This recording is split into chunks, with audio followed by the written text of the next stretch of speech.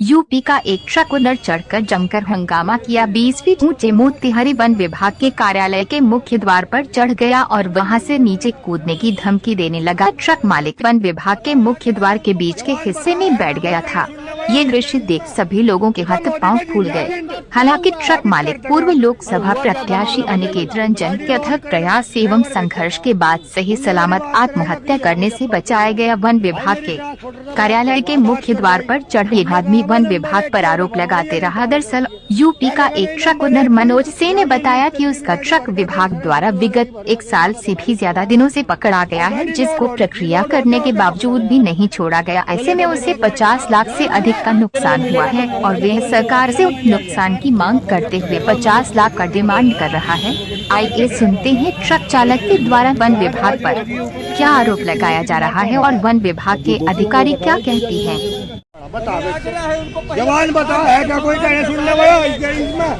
ये तो मोदी का जिंदा क्या हुआ साबित कर देंगे हम। अरे हुआ क्या था मामला बताइए। गाड़ी लोड करने ड्राइवर भेजा था, उनने मेरी बात कराई। लकड़ी है मुजफ्फरपुर से, भाई मेरी ट्रांसपोर्टर से बात करवाई।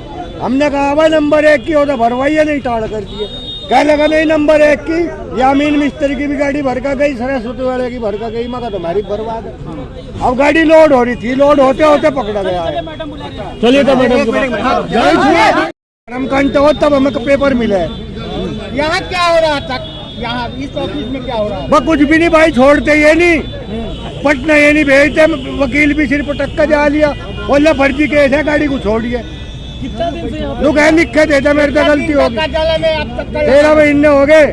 13 महीनों से अरे पैसे तो नहीं बता, कौन से ऑफिस में बिना पैसे काम हो बताओ। एक ऑफिस का नाम बता दो। यहाँ कितना मांग रहा था? अब ना बता भाई, सिस्टम मांग रहा पैसे। इन अधिकारियों की खाकी सरकार पेंशन ये हो रहा है, भुक्के भेड़िया पैसे के। यहाँ पैसे मांगे तुमसे किसी ने? हम क्या कह रहे, पूरा सिस्टम कोई मुझे नहीं बताया था कौन सी जगह है जहाँ बिना पैसे काम होता हो। एक जगह का नाम लेता है, बिना पैसे हम नहीं करते, हम किसी की नौकरी करते। लकड़ी का परिवहन किया है, जिसमें कि इनका गाड़ी सीज हुआ है। ना इन्होंने गाड़ी किसकी लकड़ी है, किसने लकड़ी इनके यहाँ पे लोड करवाई है, इसका पता बताया, ना ट्रांसपोर्टर का नाम बताया। लास्ट टाइम जब इन्होंने ऐसा ही हरकत किया था तब इनसे पूछा मैंने कि कौन सा ट्रांसपोर्टर है, तब ट्रांसपोर्टर के ऊपर 2 नोटिस निर्गत हुआ है इनसे पूछने के बाद। और अब दो नोटिस के बाद तीसरे नोटिस का वेट किया जा रहा है। जैसे ही तीसरा नोटिस निर्गत होगा उसके बाद उसको अरेस्ट किया जाएगा। उसके बाद भी पता चलेगा कि किसका कहाँ से लकड़ी लेके आए हैं ये, और ये कैसे यहाँ से लेके जा रहे थे बिना ट्रांजिट परमिट के, जो कि IFA का हमने ट्रांसपोर्ट नियम फॉलो नहीं कर रखा। हाँ, तो आप एक बात बताइए, सामने बात, ये बेटी समान है हमारी। मात्र 2 नोटिस बेटी ने बताया हमने ट्रांसपोर्ट नियम नहीं कर रखा फॉलो। ऐसा नहीं है, ये जनवरी में हुआ था सीजर, ठीक है, कॉन्फिस्केशन। उसके बाद इनको 2 नोटिस निर्गत किया गया था, जिसमें कि ये खुद प्रेजेंट नहीं हुए थे। नहीं हुए थे, बाद ये प्रेजेंट नहीं बताइए हुए थे कि नहीं हुए थे? इनको 2 मौका दिया गया है, तो हर को, क्योंकि एक प्रक्रियाधीन हम लोग चलते हैं, न्यायिक प्रक्रिया होती है, उसके परे हम लोग नहीं जा सकते हैं। लकड़ी कैसे छूट गया? अगर ट्रक नहीं छूटा तो कोई लकड़ी नहीं छूटी हुई है। वो राज्य साथ होके उसका ऑक्शन होता है और उसका अमाउंट डिपॉजिट हो जाता है सरकारी खाते में, और वो सरकारी खाता जब भी वो न्याय होगा उनको रिटर्न हो जाएगा। ऐसा नहीं है, ये पहला मामला नहीं है, इसीलिए ध्यान दिया जाता है कि सिर्फ गाड़ी वाले पे कार्रवाई नहीं हो, लकड़ी ऑनर पे भी कार्रवाई हो। यहाँ पे जितने भी कॉन्फिस्केशन के मामले हैं, इनफैक्ट अगर कंपाउंडिंग भी हुई है तो दोनों पे फाइन हुआ है, लकड़ी वाले पे भी, और गाड़ी अगर लेके गया है तो उस पे भी फाइन हुआ है। इसलिए क्योंकि गलती अगर कर रहा है तो दोनों के दोनों इक्वली ही उसके जुर्म के हकदार हैं। इनफैक्ट हम लोग एक्स्ट्रा केयर रखे हैं कि जितने भी मुखिया हैं इसमें इन्वॉल्व हैं, जिनका कि पत्र लेके ये लोग आ जाते हैं कि हम लोग टीपी का वायलेशन नहीं किए हैं, उन मुखिया को भी हम लोग नोटिस निर्गत करते हैं, उनको बुलाते हैं और नोटिस के तहत उनको फिर बताते हैं कि यहाँ पे उनको हैमर रजिस्ट्रेशन करवाना होगा ताकि पब्लिक को परेशानी नहीं हो।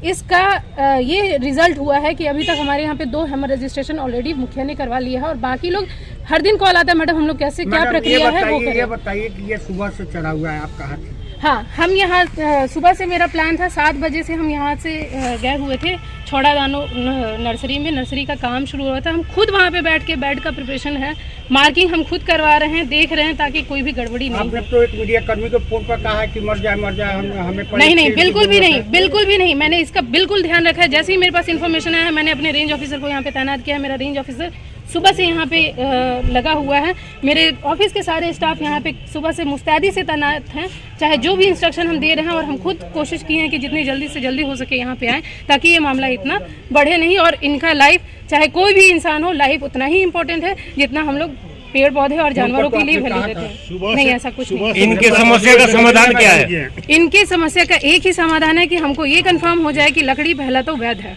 लकड़ी वैध के लिए हम लोगों ने ऑलरेडी ट्रांसपोर्टर को 2 नोटिस निर्गत किया है, जो कि इनके रिक्वेस्ट पे ही किया हुआ है कि मैडम वो ट्रांसपोर्टर है जो हमको जबरदस्ती लकड़ी हमको दिया हुआ है। तो या तो फिर ये मिलीभगत करके और अपराध को बढ़ा रहे हैं, या जो भी है इसका पूरा अगर जांच नहीं हो जाता है, एक तरफा जांच कभी नहीं होता है। मैडम पैसा मांगने की बात आ रही है, बिल्कुल 5 गलत। लाख रुपया आपके कार्यालय में बिल्कुल मांगा जा रहा है। गलत है, बिल्कुल गलत है। नहीं गलत है जी, इतने पैसे नहीं मांगे। एक आपके विभागीय कर्मी ने भी पैसे नहीं मांगे। लगाया है। अब बताइए, ये जो कह रही हैं एक आपके भाई विभागीय ना पाए, कर्मी तो ने किसी ऑफिस में एलिगेशन काम होता लगाया है। है। ट्रांसपोर्टर का आपने नाम बताया। देखो, ट्रांसपोर्टर का नियम हमने फॉलो कर रखा।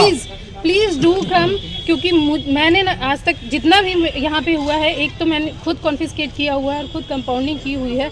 यहाँ पे हम लोगों ने डीटीओ तक को लिखा हुआ है कि आप जांच करके उसका जो प्राइस आता है, प्राइस फिक्स करके बताएंगे कि क्या है। जो प्रक्रिया होती है हम वही फॉलो कर रहे हैं और उस हिसाब से कार्य कर रहे इसका हैं। क्या होगा? इसका ट्रक इसके छूटेगा लिए ही? छूटने के लिए हमको पूरा प्रक्रिया पता रहना चाहिए कि ये लीगल है, लकड़ी लीगल है, हमारे फॉरेस्ट से नहीं आना चाहिए। मेन इस एक्ट का प्रोविजन यही है कि हमारा जो लकड़ी है वो फॉरेस्ट का नहीं कटा होना चाहिए। और अगर प्राइवेट लैंड से है, लगेगा इस प्रोसेस में लगभग? देखिए अभी तक तो टर्न अप 13 नहीं हुआ महीने में है, मैडम अभी तक ये जांच नहीं हुआ कि अवैध है कि वैध लकड़ी है।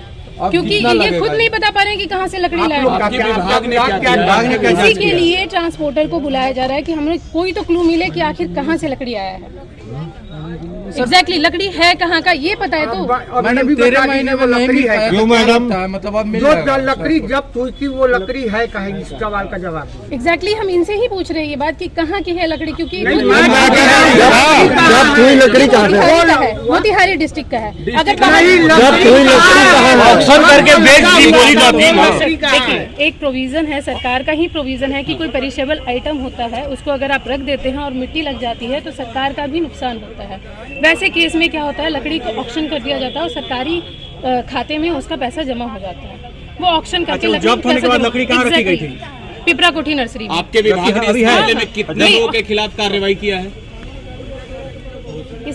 इस मामले में 2 लोगों पे कार्रवाई हुई है, बाकी लोगों का नाम जैसे ही सामने आएगा सब पे कार्रवाई। उनका नाम क्या है? जिन दो लोगों उसका नाम जी वो फाइल में देख के हम बता देंगे। ड्राइवर खिलाफी का हमारे ट्रक ओनर है और इनके खिलाफ और एक कौन है? हाँ, एक और कौन है? एक मनोज कुमार राम पुकार सर। नहीं ना, जॉनी टिम्बर है जी जमुनानगर वाला।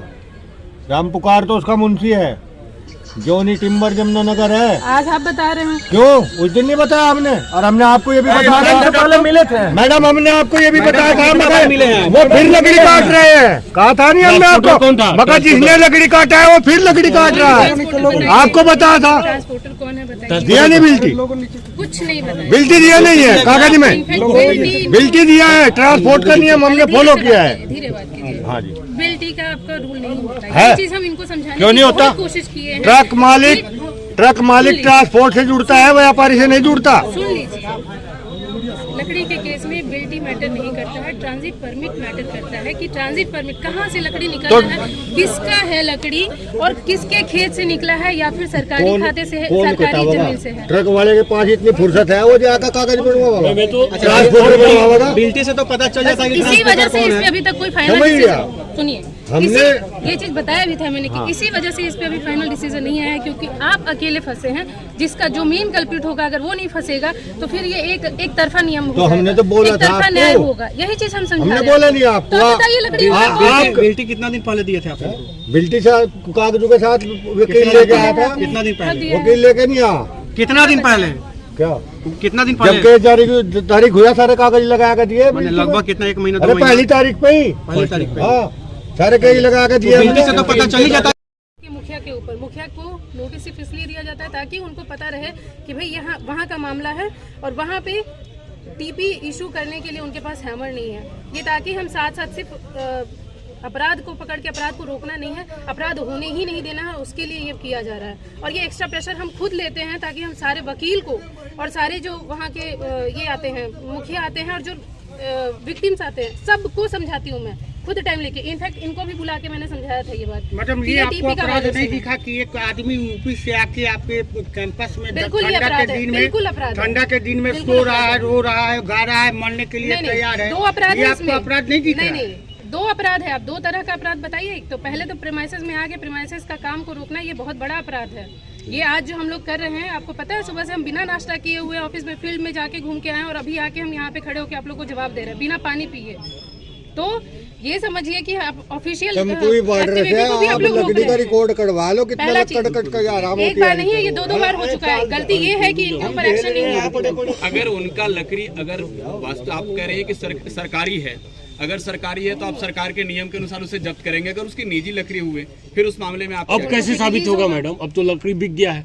बिक गया, देखिए सरकारी अब मान लो कोई भी आदमी 3rd खड़ा होकर कह दे कि ये लकड़ी मेरा है, उसमें कैसे जांच होगा? जांच सपोज करे 2 आदमी खड़ा हो गया, मैंने ही लकड़ी इनको दिया था। इसके लिए बताते हैं ना, लकड़ी बोलेगा ना, क्लेम करेगा ना, पेपर दिखाएगा ना, पेपर दिखाएगा। खेत का उसके बाद लकड़ी होगा किसी का तो वो उसका पेपर होता है। आप गाड़ी लकड़ी काटने के पहले का भी परमिशन लेना। हमारा हरजाना कौन है? अब इसका मैडम क्या अगर होगा? हम दो